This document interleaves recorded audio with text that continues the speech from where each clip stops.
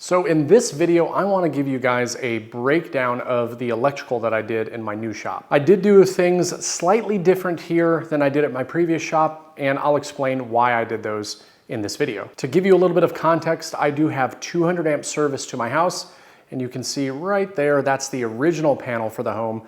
And then right next to that, that is the new sub panel that we installed specifically for the shop. So let me bring you in to give you a closer look. This is the original panel for the home. As you can see, all of my slots are filled up. One thing that we did have to do in this shop as well as my previous shop is we did have to combine some of these breakers and put them on tandems. And the thing about this house is that they had various electrical work done throughout the house prior to, so a lot of the circuits are actually already on tandems, so that did present a little bit of a problem trying to get everything to line up right. But at the end of the day, we were able to make it happen. And then what you see right here, this is a 60 amp breaker, and this 60 amp breaker is what leads all the power to the additional sub panel for the shop. Now, when we open this up, you can see that I have plenty of space to grow in the event that I actually need to, which I don't really think is ever going to be a problem. So what we have here is I did add 3 additional 220 outlets. Right here I've got a 30 amp breaker, and that is for the mini split outside. I did go with the 24,000 BTU, therefore it asked for a 30 amp breaker. And then I have various 110 outlets on various circuits, and that's one thing that I did slightly different. And then up here, this is a 50 amp breaker, and what this is, and I'm not going to pull the panel off and show you, but I have a surge protector that is specific to this panel. So in the event that there was some sort of power surge or something like that, it would actually trip that breaker and protect anything that is on those circuits. So it's kind of like an insurance policy for the shop in the event that, you know, lightning struck outside and fried everything in the house. To be honest with you, I need to put one on my whole home system as well. But to start, I went ahead and installed one here, and that's kind of nice to have. Obviously, that's another difference that I did in this shop versus the old. Now, I did mention the 110. I did something a little bit different. I didn't put every single 110 outlet on its own circuit. I would basically group it by walls unless I knew that specific circuit needed to be 20 because I was going to have something dedicated plugged in there. Biggest example of that is the miter saw, because I have the miter saw and the dust extractor plugged in on the same circuit. I never wanted to trip that, so now that's not a problem. However, if you look behind me on this wall, any of the circuits that I added, or any of the outlets that I added, they're not on their own separate circuit. That entire wall, anything that I added is on its own circuit. And the reason for that is, like, you'll see I have my drill press, my sander back there.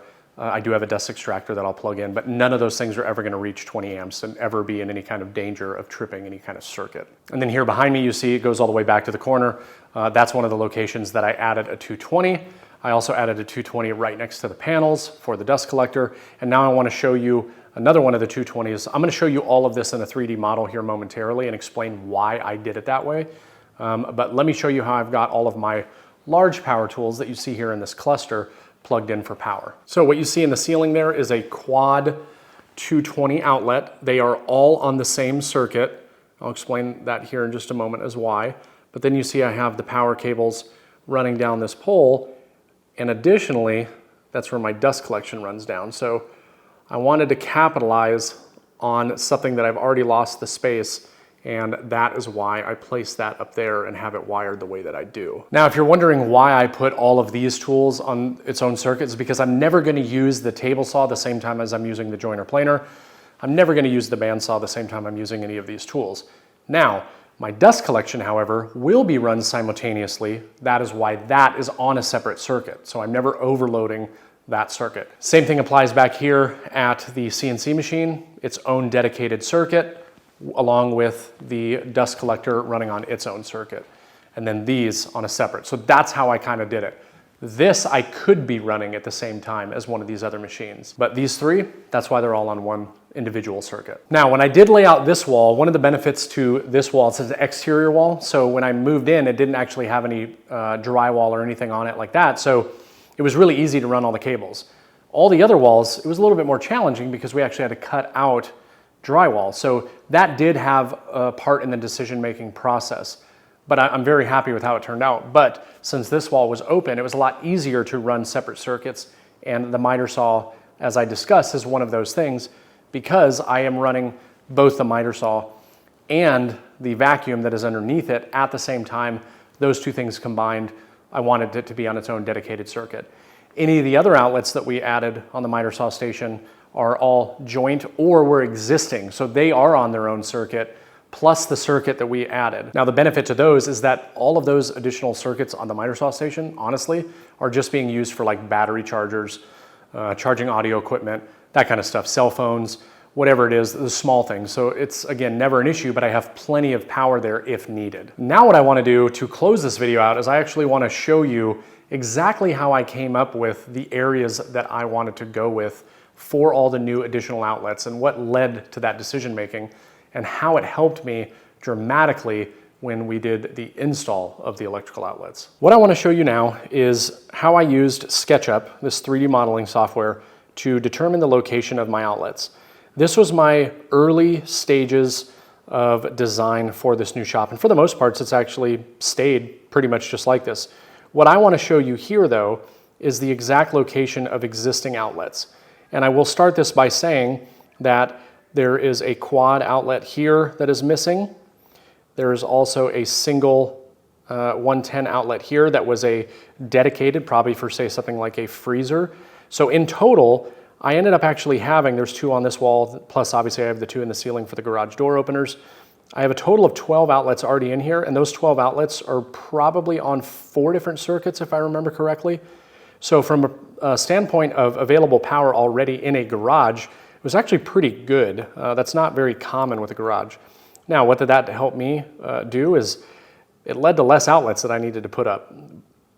And it also gave me a lot more options at the different locations. So this was the early model prior to actually determining the locations.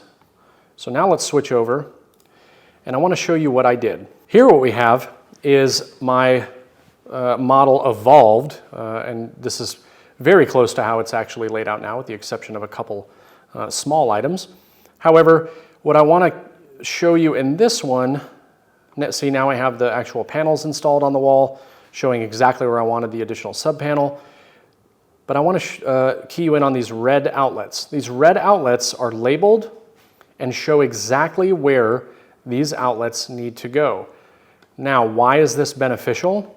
Well, because I just showed this to my electrician, and he basically said, this is all I need. I'll do your estimate and figure out materials that we need.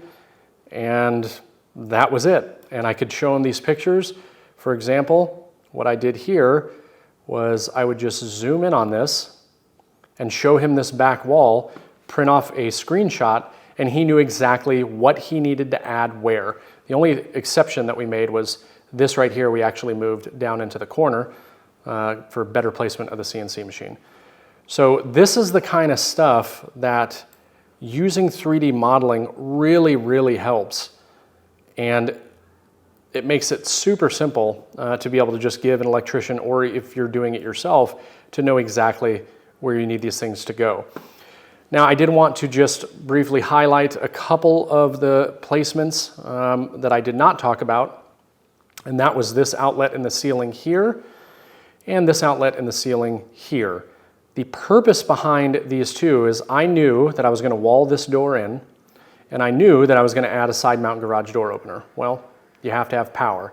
So that side mount garage door opener is powered by that outlet right there. And then this, I am able to install a retractable cord, as well as if my dust extractor, running it to a separate power source here.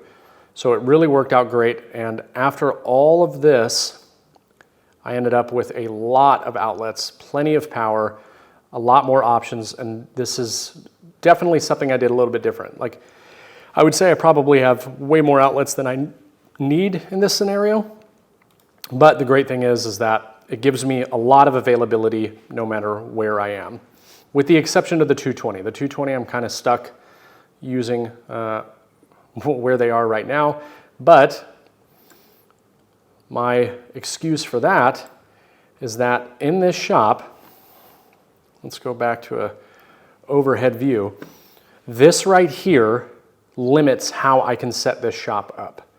So My 3 large tools will always be in this area simply because my dust collection ductwork runs down that pipe. I didn't want to lose 2 spaces. And then one thing that you'll notice over here, it still just has the 2 outlets. I didn't add any outlets to this wall. Why? Because that is where my lumber storage is, and that is where my lumber storage will stay. And the main reason for that is because the one operational door that I do have just happens to be right next to where I want to store my lumber, so when I download, I can put it in here. So there was really no need to add additional outlets on this wall. But that is my electrical layout for this new space.